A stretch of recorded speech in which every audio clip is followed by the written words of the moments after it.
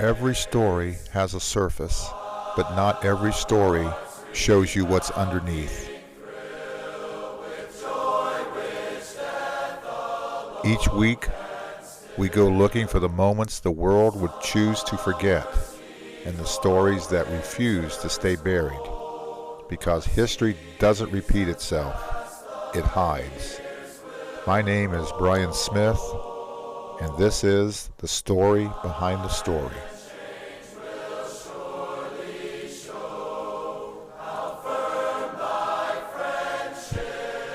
The crowd at Ohio Field roared as Ohio State faced off against Western Reserve. It was a brisk autumn afternoon in Columbus, filled with a marching band, school spirit, and the kind of raw energy only a college football game can produce.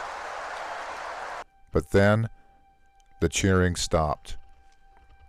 A player lay motionless on the field, and by the end of the week, Ohio State would mourn its first and only on-field fatality. This is the story of John Sigrist, a young man full of promise, a game that changed everything, and a university forced to grapple with the true cost of the sport it loved. I'm Brian Smith, and you're listening to An Ohio State Tragedy, the game where the cheering suddenly stopped.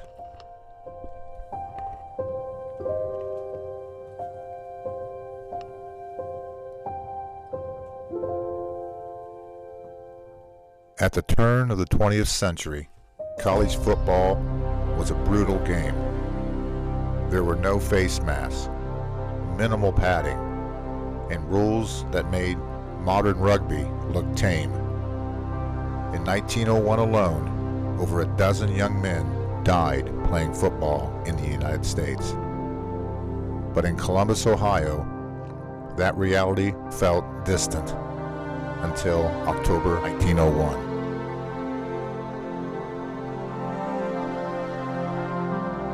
John Sigrist was a junior guard for the Ohio State Buckeyes. Known for his toughness on the line and his devotion to the team, Sigrist was also a dedicated student. That day, Ohio State was playing Western Reserve, what we now know as Case Western Reserve University. Midway through the second half, Sigrist took a hard hit. Some accounts say it was a pileup. Others suggest he was struck in the head. But what happened next is not disputed. He did not get up.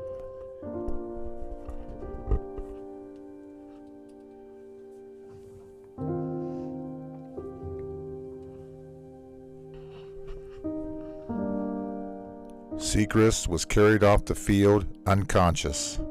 At first, many believed it was just a severe blow, concerning but not unheard of in the era's brutal play. But as the hours passed, his condition worsened.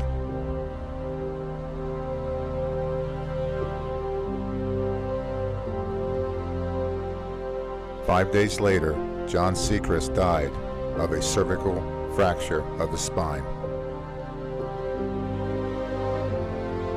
His death rocked the Ohio State community. There were memorials, tributes, and even early conversation about banning the sport.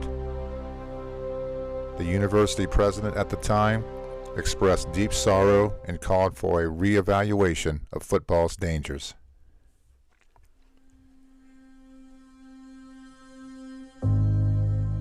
One editorial read, "We must not let our boys risk death for sport. No game is worth this cost."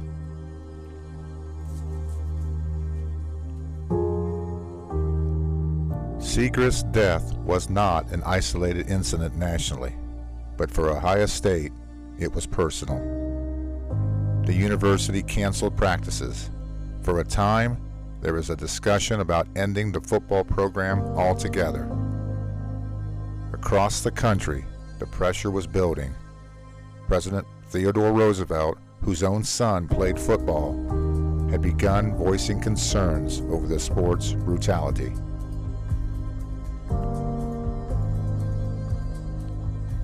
At the time of this game, Ohio State was undefeated and going into the next week against their rival, Michigan.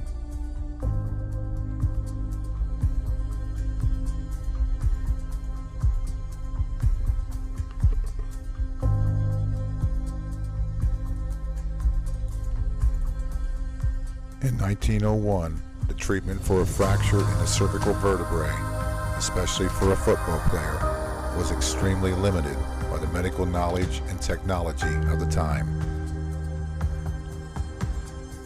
What the treatment would have looked like in 1901 can only be estimated. X-rays had just been introduced, so while some hospitals may have had them, their use was not widespread or refined. Spinal cord injury understanding was primitive. Surgery on the spine was rare and highly risky. Orthopedic and neurological specialties were in their infancy. Sterilization and infection control were inconsistent.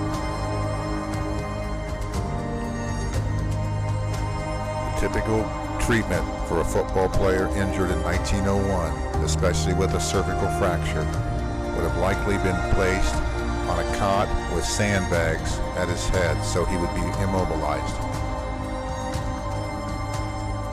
Likely, for John Sigrist, a crude method of cervical traction would have been used to immobilize him. It's possible a plaster cast or collar might have been fashioned to immobilize his neck, but devices like the halo vest were decades away. John Sigrist was transferred to Grant Hospital in the same location that it is today. Pain would have been treated with morphine or opium-based medications. At the time, there was no way to reverse spinal cord damage. The injury caused paralysis, and the outlook was grim.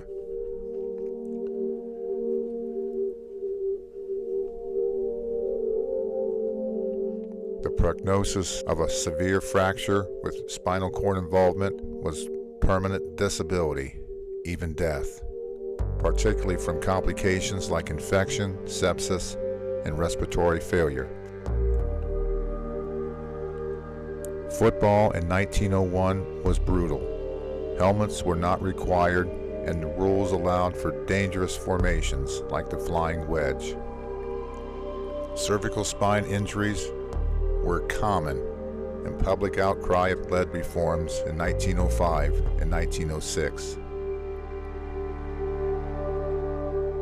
Any football player who suffered a cervical fracture in 1901 would never play sports again if he survived.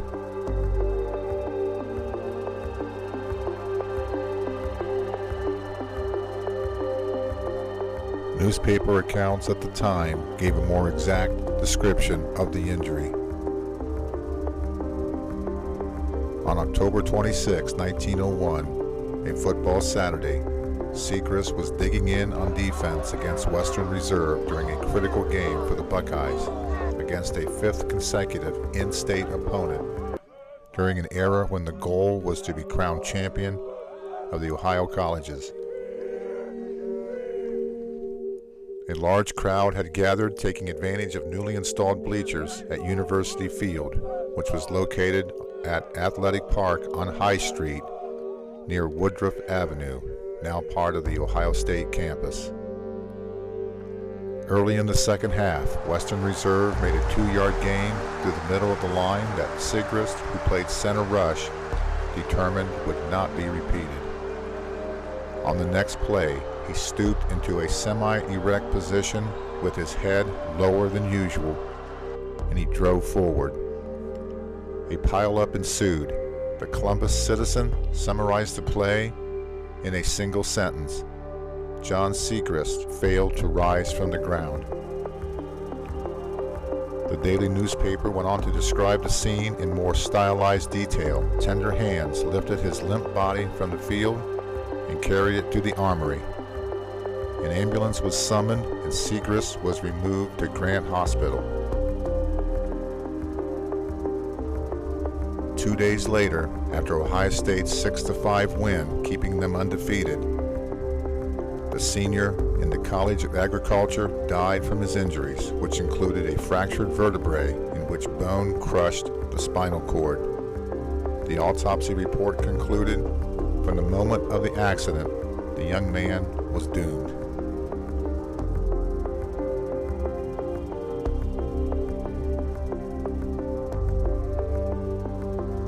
That sad slice of Buckeyes history is nearly as difficult to locate as the gray gravestone marking the site of Sigrist's burial in Congress, Ohio, a small rural community in Wayne County, about 90 miles northeast of Columbus. His death nearly crippled the entirety of football nationwide and surely put to task whether Ohio State's young program would continue or not. There was much scrutiny, even by the President of the United States, questioning whether the level of violence within the sport of football should continue.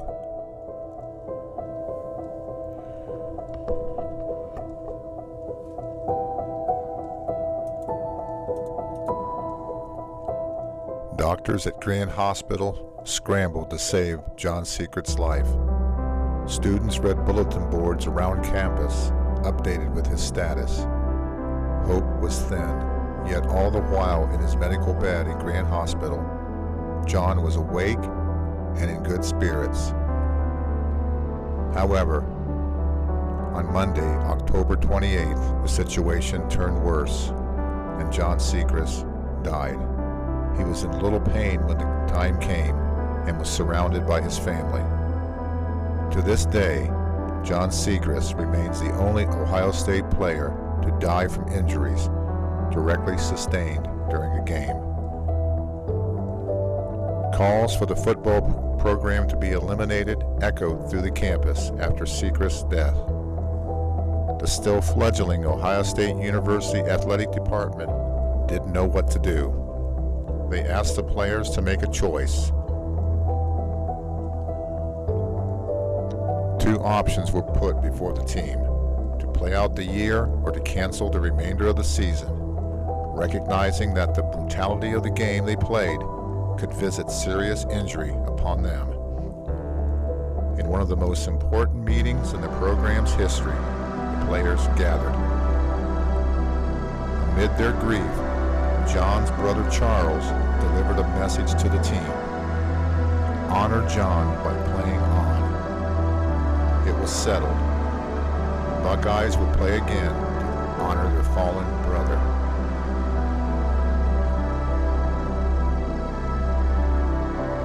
But the team was a shell of themselves and lost their next 3 games, not scoring a point, including against their arch-rival, Michigan. No injury since has challenged the university like the misfortune that visited the program that dark day in October 1901. The course of events that led to that moment and the fallout from it still reverberate to this day.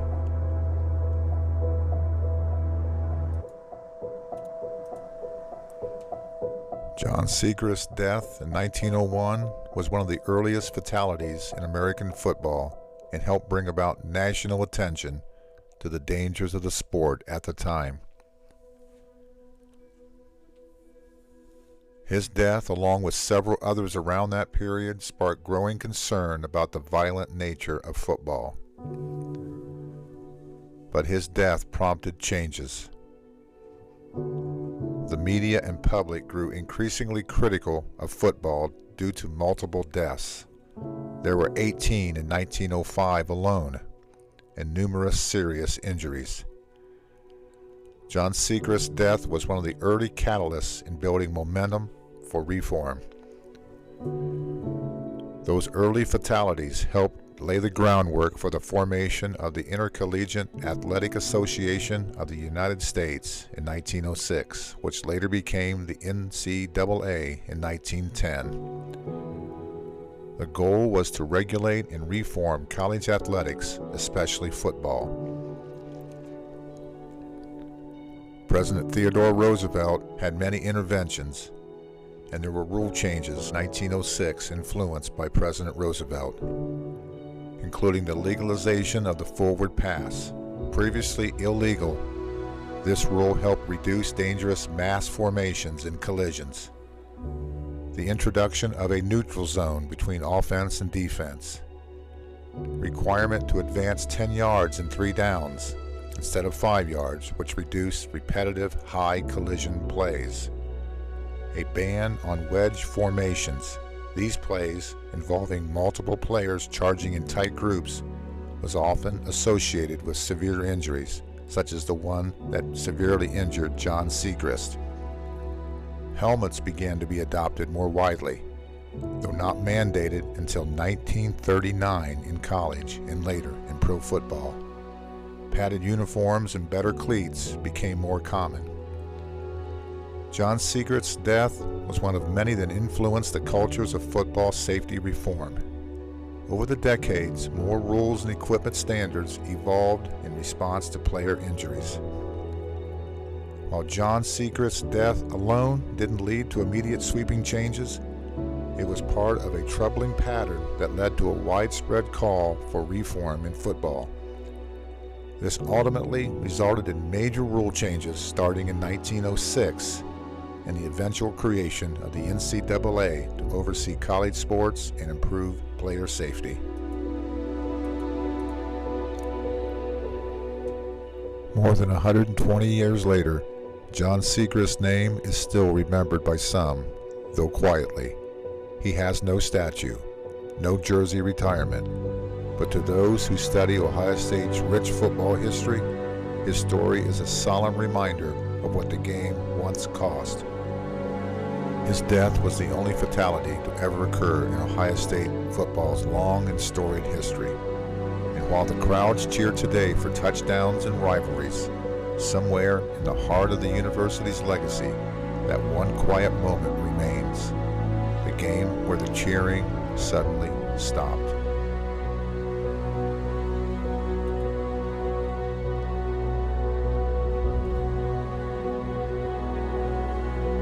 His legacy, while tragic, helped spark the transformation of football into a safer, more regulated game, and his name endures as a reminder of the sport's early sacrifices. And that's the story behind the story of Ohio State's first and only football fatality. The echoes of the past are waiting to be heard. I hope you found this as fascinating as I did.